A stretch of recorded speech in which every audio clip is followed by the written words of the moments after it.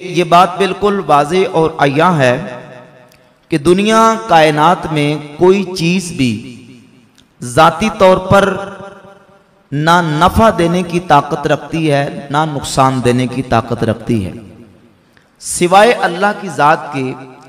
अल्लाह रब्बुल इज़्ज़त की ज़ात मुअस्सिर हकीकी है। कायनात में तासीर जिस चीज़ में पैदा करनी है वो रब ने पैदा करनी है। अगर शहद में शिफा की तासीर है तो वो अल्लाह ने रखी है। अगर जहर में हलाक करने की तासीर है तो वो अल्लाह ने रखी है। पानी में डबो देने और गर्क करने की तासीर है तो वो अल्लाह ने रखी है। और आग में जला देने की तासीर है तो वो किसने रखी है? अल्लाह ने। ना हकीकतन आग जला सकती है, ना पानी गर्क कर सकता है, ना शहद शिफा दे सकता है, न जहर हलाक कर सकती है। इन तमाम चीजों में तासीर अल्लाह रब्बुल इज्जत ने रखी है। अल्लाह रब्बुल इज्जत जल्ला शानुहु जिस चीज में तासीर रख दे उसमें असर पैदा हो जाता है, शिफा देने का भी, नुकसान देने का भी।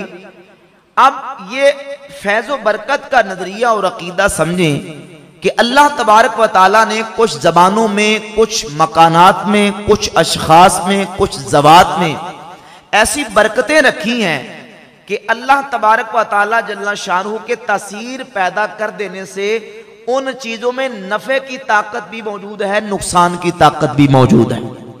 सही बुखारी में 3297 नंबर हदीस है और सही बुखारी के और मुतअद्दिद मकामात भी यह हदीस मौजूद है।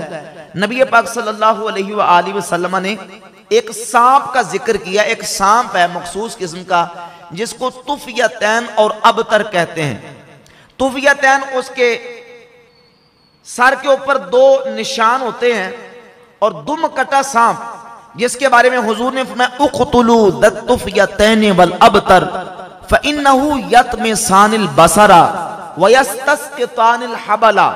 जहां भी तुम तुफियतैन और अबतर सांप को देखो तो उसको मार डालो, क्योंकि जब वो किसी की तरफ देखता है तो आंखों की बिनाई खत्म कर देता है और अगर किसी हामला औरत की तरफ देखे तो उसका हमल गिर जाता है।